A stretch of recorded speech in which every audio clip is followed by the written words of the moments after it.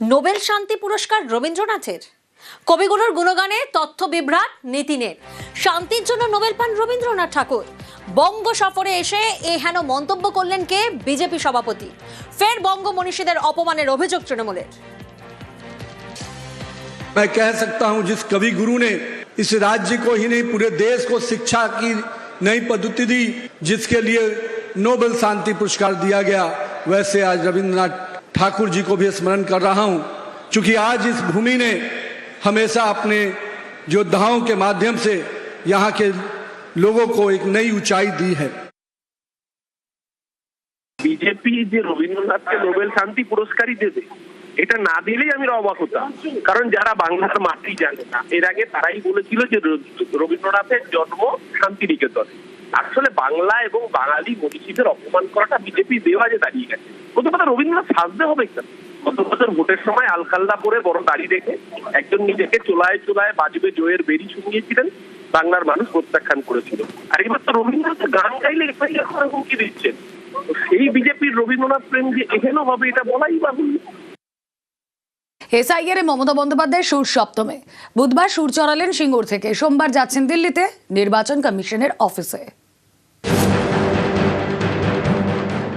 SIR এর নামে চক্রান্ত করে নাম কাটছেন কেন? মানুষের প্রতি বিশ্বাস নেই। বুধবার এসআইআর নিয়ে সুর চড়ালেন সিঙ্গুর থেকে, আন্দোলনের ঝাঁঝ বাড়াতে সোমবার একেবারে দিল্লিতে। 2রা ফেব্রুয়ারি দিল্লিতে নির্বাচন কমিশনের অফিসে যাবেন মমতা বন্দ্যোপাধ্যায়। সঙ্গে নিয়ে যাবেন আরও 15 জনকে।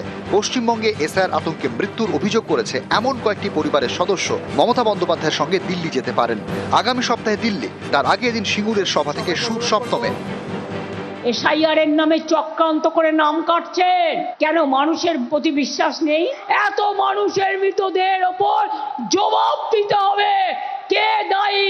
এবং দিল্লি যাওয়ার আগে সিঙ্গুরের মাটি ছুঁয়ে গেলাম। অনেক হিন্দুও মারা গেছে, হিন্দু করে হিন্দুদের হত্যা করছেন। বুধবার সুপ্রিম কোর্টে তামিলনাড়ুর এসআইআর শুনানিতে বাংলার প্রসঙ্গ ওঠে। প্রধান বিচারপতির বেঞ্চে শুনানি চলাকালীন আইনজীবী কপিল সিব্বল সওয়াল করার সময় বলেন, এসআইআরে আপত্তি এবং দাবি জানানোর শেষ দিন 30শে জানুয়ারি। দিনে 9 লক্ষ মানুষের শুনানি করতে হবে। এখনো পর্যন্ত পশ্চিমবঙ্গে মাত্র 1 লক্ষ ভোটারের শুনানি হয়েছে। কিভাবে কাজ শেষ হবে? আমাদের আরও কিছু আবেদন রয়েছে। প্রধান বিচারপতি সূর্যকান্ত বলেন, পশ্চিমবঙ্গের জন্য নির্দেশিকা জারি করা হয়েছে। নির্বাচন কমিশনের আইনজীবী রাকেশ দ্বিবেদী বলেন, বারবার আবেদন দাখিল করে সময় নিতে চাইছে। তখন প্রধান বিচারপতি বলেন, মঙ্গলবার বা বুধবার শুনানি হতে পারে। এখান থেকে দিল্লি যাওয়ার কথা ছিল, দিল্লিকার লাড্ডুদের একটু চেহারা দেখার জন্য, কিন্তু আজ না হলে কাল তো আমি যাবই। দরকার হলে আমিও কোর্টে গিয়ে দাঁড়াবো। যদি পারমিশন পাই, আমিও মানুষের জন্য লড়াই করব। আইনজীবী হয়ে নয়, একজন সাধারণ মানুষ হিসেবে আমার কাছে সব ডকুমেন্ট আছে। কাউকে ডিটেনশন ক্যাম্পে পাঠাতে আমরা দেব না। কোন এনআরসি এখানে হবে না। ডাকছে ডাকুক না, ঔদ্ধত্য দেখাচ্ছে। এই অহংকার ভেঙে চুরমার করব। আমাকে তোমরা ঘেচু করবে, তুমি জেলে ভরো, তুমি গুলি করো, আই ডোন্ট কেয়ার। আমি সব কিছুর জন্য তৈরি। আমি জেলে গেলে তো মায়েরা জবাব দেবে। ঘরে ঘরে নাড়ু তৈরি হবে। নাড়ুর সাথে একটা শব্দ মেলাও। আমি প্রথম অক্ষর বলে দিচ্ছি, জয়কার। বাংলার মা বোনেরা জবাব দেবে। বাংলায় ঢুকতে দেব না, দেব না, দেব না। নিউজ 18 বাংলা। বস্তি উচ্ছেদের বিরুদ্ধে বিক্ষোভে উত্তেজনা। হাওড়ায় জেলা শাসকের অফিস অভিযানে উত্তেজনা। ব্যারিকেড ভেঙে ঢোকার চেষ্টা বিক্ষোভকারীদের, পুলিশের সঙ্গে বিক্ষোভকারীদের ধস্তাধস্তি। পশ্চিমবঙ্গ বস্তি উন্নয়ন সমিতির ডাকে এই অভিযান।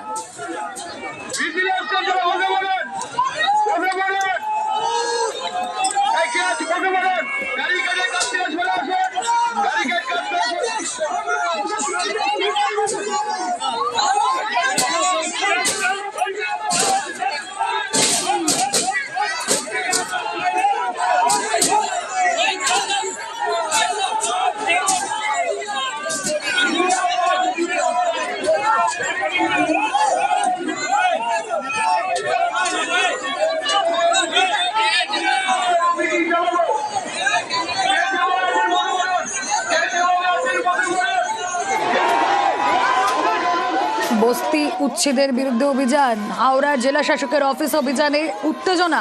সন্তু প্রতিনিধি আরো বিস্তারিত জানাতে পারবেন। সন্তু, দেখো, পশ্চিমবঙ্গ বস্তি উন্নয়ন সমিতির ডাকে কিন্তু আজ হাওড়া জেলা শাসকের ঘেরাও অভিযানের ডাক দিয়েছিল। তাই সেই কর্মসূচিতে কিন্তু উত্তেজনা ছড়িয়ে পড়ে।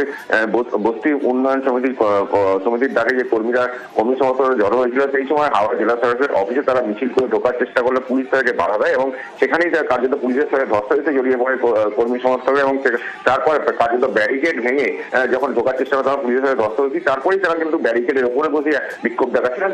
কিছুক্ষণ আগেই কিন্তু এই যে পশ্চিমবঙ্গ বস্তি উন্নয়ন সমিতির বেশ কয়েকজন সদস্য তারা কিন্তু হাওড়া জেলা সরকারের স্মারকলিপি দেন, তারপরে কিন্তু এই মুহূর্তে বিক্ষোভ উঠেছে। ওকে।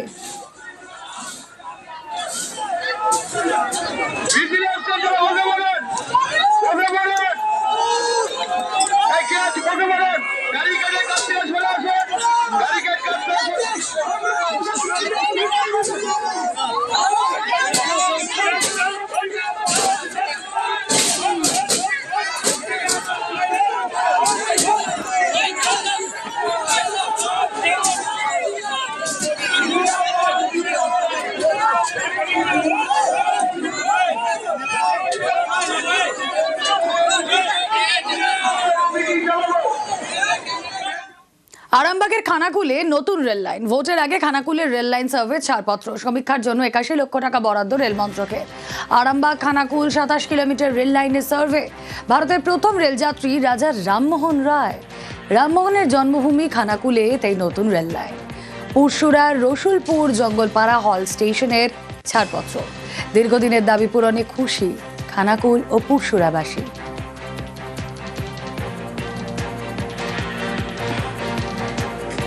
বছর দুয়েক আগে রামনগর অতুল বিদ্যালয়ের ছাত্রছাত্রীরা তাদের রং ও তুলি দিয়ে রামনগর অতুল বিদ্যালয়ের দেওয়ালে কাল্পনিক রাধানগর স্টেশনের চিত্র এঁকেছিল, তা আমরা সকলেই জানি। রাজা রামমোহন রায় ভারতীয় প্রথম রেলযাত্রী, তার জন্মস্থান পর্যন্ত যে রেলপথ এসে পৌঁছায়নি, সেই দুঃখর বহিঃপ্রকাশ সে সময় তাদের ঘটেছিল এই দেওয়াল চিত্রের মাধ্যমে। সকলে অত্যন্ত আনন্দিত। এই রেলপথের যে সার্ভে হওয়ার বার্তা আমরা পেয়েছি, আশা করি আগামী দিনে এই রেলপথ হয়ে উঠবে। ছাত্রছাত্রীদের যেটা কাল্পনিক বিষয় ছিল সেটা যে আজ বাস্তবায়িত হতে চলেছে, এটা অত্যন্ত আনন্দের। দারুণ একটা সুখবর খানাকুলবাসীর জন্য, এর জন্য আমরা কৃতজ্ঞতা জানাচ্ছি। তবে একটা পাথর যখন ভাঙা হয়, প্রথম থেকে যতগুলো হাতুড়ির ঘা দেওয়া হয়েছে সবারই ভূমিকা থাকে সেই পাথর ভাঙার পিছনে। ইন্দিরা গান্ধী যখন প্রথম রাধানগরে এসেছিলেন, তখন শান্তিমোহন রায়, অমরেন্দ্রনাথ আদক, এদের মতো মানুষজন তারা কিন্তু এই রেলের দাবি তুলেছিলেন এবং এখানে একটা বিশ্বমানের পর্যটন কেন্দ্র হোক এবং এখানে একটা ইউনিভার্সিটি হোক, এসব দাবি তুলেছিলেন। তারপর এই যে রেল, ইউনিভার্সিটি এবং পর্যটন ক্ষেত্র, এই দাবি কিন্তু বারবার উঠে এসেছে। সমস্ত খানাকুলবাসীর এই যে স্বপ্ন পূরণের দিন, আমরা সবাই দারুণভাবে আনন্দিত। পুরসুরার মানুষের জন্য, পুরসুরা সহ আরামবাগ মহকুমার মানুষের জন্য দেশের প্রধানমন্ত্রী ও দেশের রেলমন্ত্রী নতুন উপহার।